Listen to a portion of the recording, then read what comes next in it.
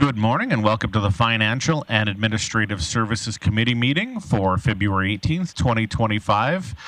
I'd like to call this meeting to order. On this committee, as myself, Chair Grant Berg. Also on this committee, Councillor Thiessen, Councillor Bressie, and Mayor Clayton may be joining us later, but she's on a call at the moment. So if I can get an adoption of the agenda. Councillor Bressie. So moved. Call the question. And that carries. No delegations. So service area update. Go ahead, Danielle. Thank you, Councillor Berg. So within assessment and taxation, assessors are busy having discussions as well as visiting property owners with regards to new assessments. So taking lots of calls, answering questions in regards to updated assessments. In addition to that, there is an upcoming tax sale scheduled for March, so taxation is preparing and working with those property owners. Financial Services continues to prepare for the 2024 year-end fiscal audit. Field work should commence early March with presentation to committee mid-April. Procurement has a number of bids on the market. A few examples is the road rehabilitation phase 2, exterior door replacements at Bennett's Energy Centre, the provision of a hockey supply vending machine at Design Works, and supply and delivery of topsoil. So a reminder, if you'd like to view any of the competitive bids available, visit the City of Grande Prairie website and look for bidding opportunities. The IT department continues to support GPPS and the Integrated Emergency Communications Center to transition users and establish technical requirements for this project. In addition, recently they've upgraded transportation and engineering applications we use for roads and tracking. This would be Road Matrix, as well as traffic control Centrax. So both of this has been completed. And that concludes my update. Thank you, Ms. Whiteway. Any questions from the committee?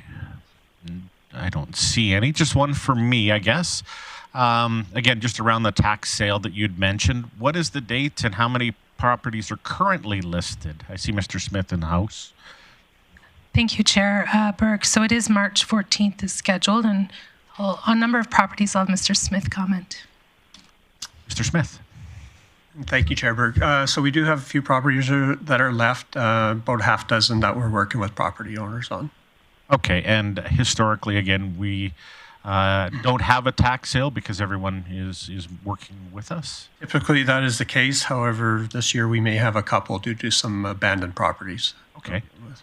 All right, thank you. And again, that sale's coming up in mid-March, and I'm sure we'll have an update before that. Thank you. Next item, 4.2, assessment and tax growth. Chief Whiteway. Thank you, Chair Berg. So from our budget deliberations, there was a request for administration to bring back a report regarding how assessment and specifically, tax growth is calculated for budget. So I'll pass it over to Mr. Smith, who will go through that. Thanks, Mr. Smith. Thank you, Chair Berg. So before you today is the information on our growth methodology that was requested at last budget deliberations.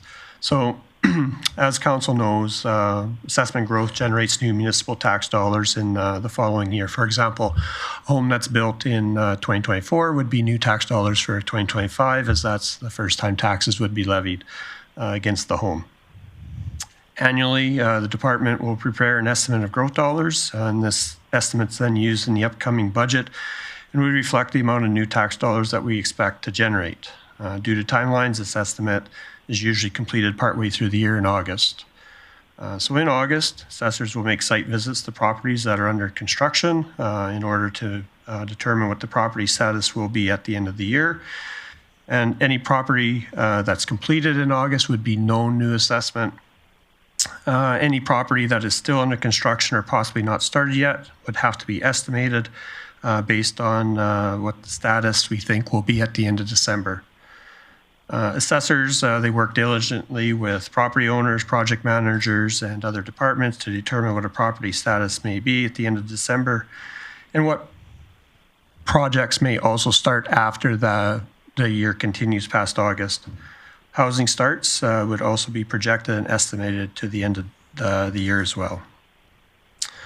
The growth amount that is included in the budget, it's an overall picture of assessment growth, so that would include residential, commercial, as well as any new parcel development.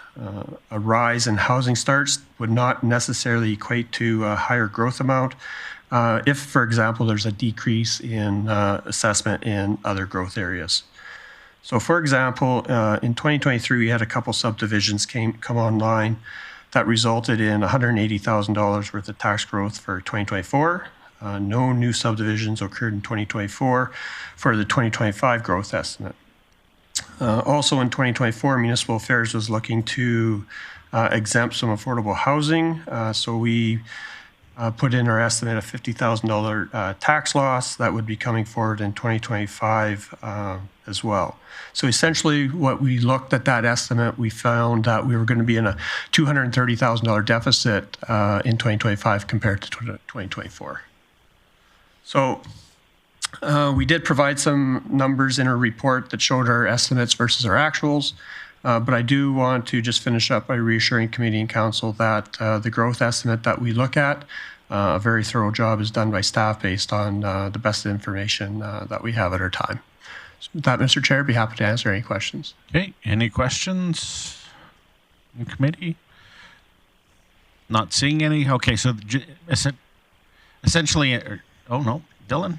No. Okay, so essentially, in summary, we're as far as our overall budget goes, we're flat for this coming year. Is that correct? For the budget, we put in an estimate for 2025 coming forward with $650,000, a little lower than what we had in 2024. Okay, thank you. All right, no other questions around the table? Moving on to 4.3. Oh, sorry. Oh, we need somebody to... I can do that. Go ahead, Councillor Thiessen. Sorry. Yeah, I'd just like to thank Scott for this little bit of education piece. I really appreciate it, and knowing how the process of assessment and tax growth works. So I'd move that the Financial and Administrative Services Committee receives this report for information. Thank you, Councillor Thiessen. I'll call the question.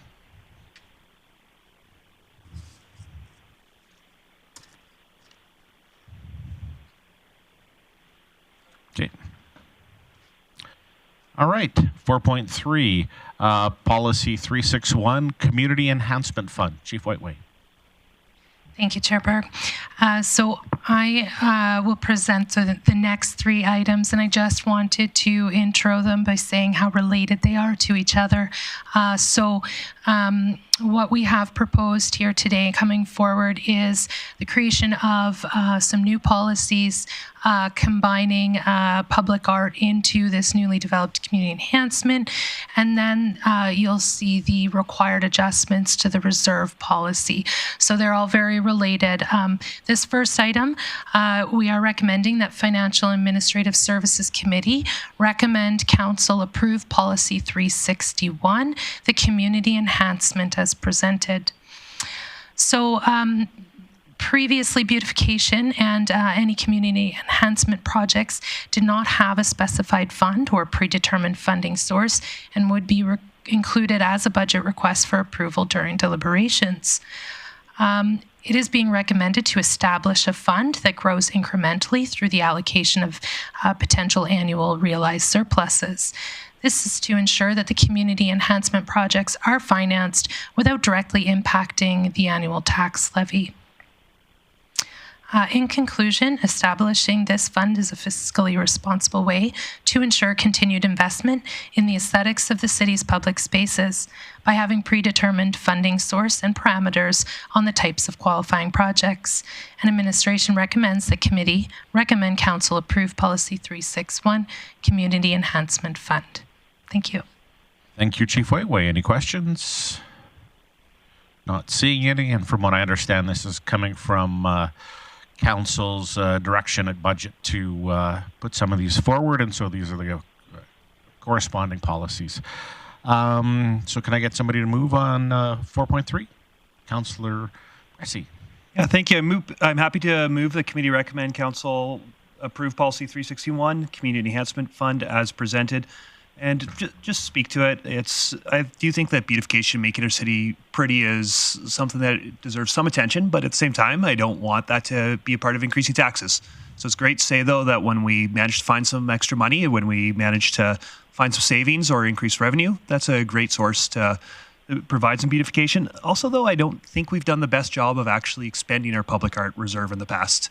And we've put aside money, but we haven't had a wholesome plan for that. So I'm excited to be having conversation about this and to actually be getting that investment out in the community, not just sitting in a reserve account accumulating for no reason. So I hope that committee supports this and council ultimately supports it. Okay, thank you. I'll call the question.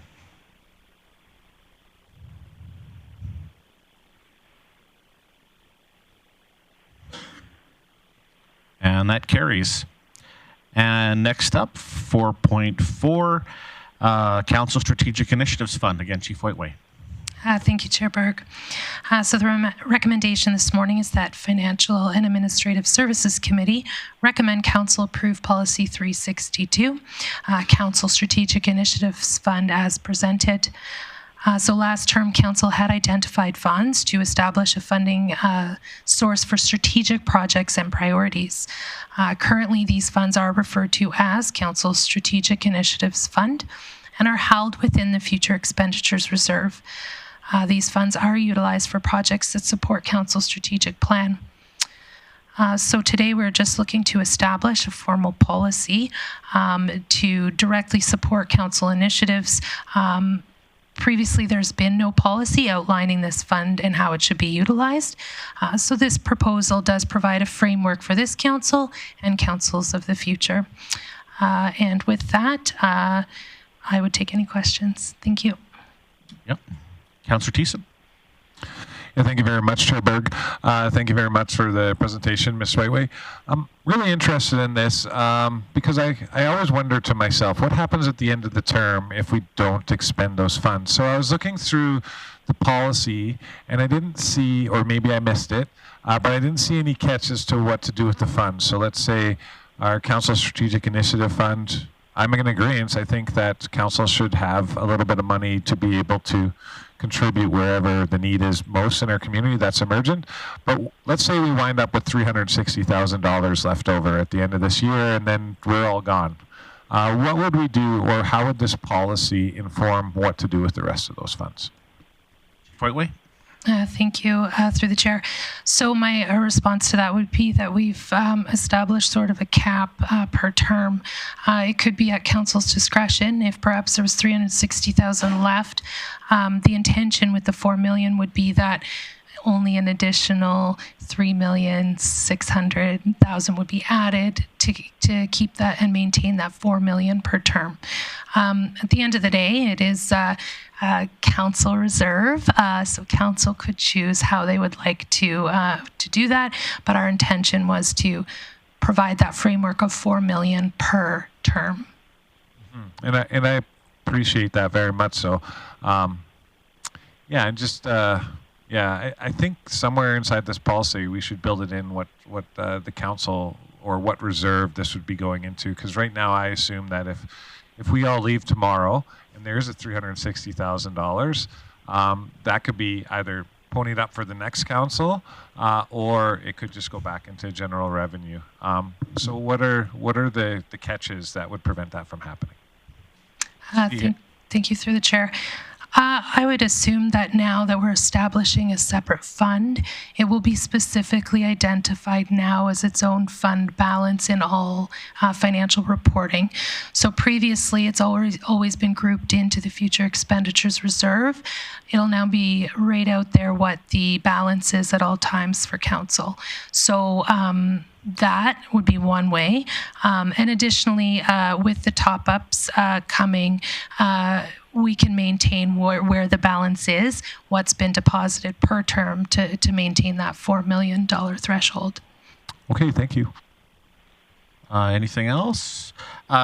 Chief Whiteway, don't want to put you on the spot, but can you give us 2 or 3 highlights of what we have used the Council Strategic Initiative Fund over the past 3 and a bit years? Thank you for the question, Chair Burke. Most recently, it was utilized for the Helping Hands initiative, so that is one that Council supported. There has been multiple accessibility projects that have been supported by Council's Strategic Initiatives Fund. And of course, putting on the spot, I'm going to forget the other items, but I think that we could certainly do a summary and highlight some of those projects at a future committee, or I could share with Council. Yeah, wonderful. And again, I apologize for putting you on the spot. Councillor Bressie. Happy to do business if it's time for that. Absolutely. Great. I would move the committee recommend Council approve policy 362, Council Strategic Initiatives Fund, as presented, and just speak to it. It's just the reality of things that we're going to have priorities that come across our desk that are off budget cycle, and that we're going to have to find ways to fund those mid-year. So I'm glad that we've taken a proactive approach over the last few years to know beforehand that those opportunities are going to come up. That being said, I haven't liked that it's rolled into the future expenditures reserve. I don't think that's the most transparent way to do it with our residents. I also absolutely hate having to go and ask administration, hey, how much investment capital do we have left in that fund? Instead of just being able to look at our last quarterly financials and find it right there. And so I think this will make Council's work easier, but more importantly, it'll make us more transparent to the public. So I encourage committee to support this, and I hope Council does as well. Okay, and with that, I'll call the question.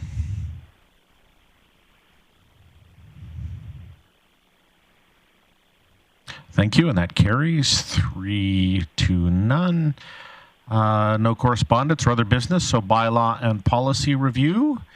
Item 7.1, the amendment to policy 346, the reserve policy. Chief Whiteway. Thank you, Chair Burke. Again, tied to the last two policy updates, we are looking at the appropriate adjustment to the Reserve Fund Policy 346. So it is recommended today that the Financial and Administrative Services Committee recommend Council approve amendments to Policy 346 Reserve Funds as presented, and that the Financial and Administrative Services Committee recommend Council rescind Policy 214, Public Art, and that the Financial and Administrative Services Committee folds that Public Art Reserve into the Community Enhancement Fund. So, administration was requested by Council to establish a Community Enhancement Fund. We just discussed Policy 361. This was created on how to, an outline on how to fund and how to spend these funds. However, we do require additional amendments to the reserve policies. Concurrently, we had recognized that Council Strategic Initiatives Fund would be more effective in terms of administration of the funds if governed by a policy and within its own fund. So, Policy 346 has been presented today with those amendments. Both newly proposed funds have been presented with specified funding sources and will be interest-bearing. As with all reserves, spending of these funds must be approved by Council. Policies 361 and 362 establish the types of projects that these funds can be used for. So, community enhancement shall be funded by way of annual realized surplus, 10% to a maximum of $300,000 annually. If no surplus is realized in a fiscal year, no allocation would be made to this reserve fund. In addition, we will continue transfers of community donations and transfers within operating budget to support and fund the procurement, display, and conservation of public artworks. So we have upheld that public art intention in the new policy as well. And finally, Council Strategic Initiatives funding by way of Council motion to a maximum of $4 million per Council term is the proposed funding. And with that, I would take any questions. Thank you, Chair Berg. Okay. Thanks, Chief Whiteway, to you and your team for reorganizing all of this. Questions? Nope. Councillor Thiessen? Yeah, Chair Berg, if there are no questions, I'd be more than prepared to do business here. Yep, go ahead.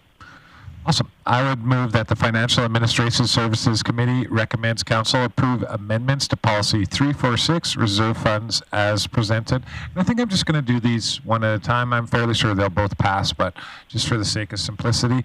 I also wanted to speak to this reserve fund as it's been presented by administration. For any of the viewing public at home that is watching, this report is an excellent report for how to understand what types of reserves the City of Grande Prairie holds, the definitions of it, the usages, and where we pull those reserves from, and how we're allowed to use them. So if you're looking for more of an explanation or understanding as to how we go about doing our reserves that Ms. Whiteway just presented here, this is an excellent report for you to tune into. So definitely click on this and the reserve funds. It's something that we as council rely on, especially in the hard times where we don't have monies budgeted for us, which is why we create these reserve funds to create the things that we need in our community when they arise. So with that, I would encourage everyone to vote in favor. Okay, thank you, Councillor Thiessen. And I see Legislative Services has split these. So on item 1, call the question.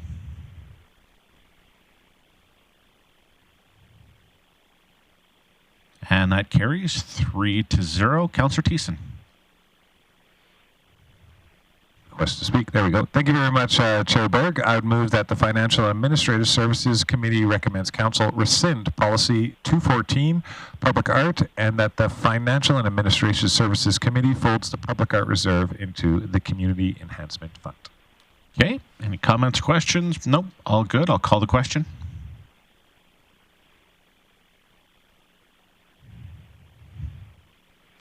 And that carries 3-0. Again, thanks again, Chief Whiteway, to you and your team for reorganizing that.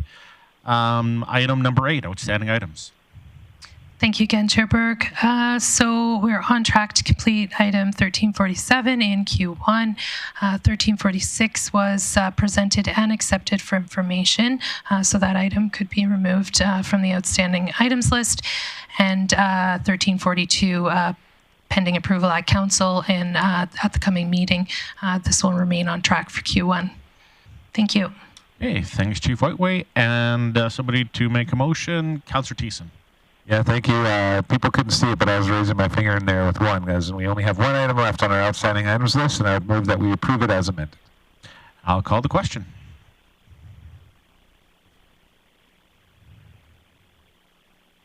And that carries 3-0. And with that, I will adjourn the Financial and Administrative Services Committee meeting. Thank you.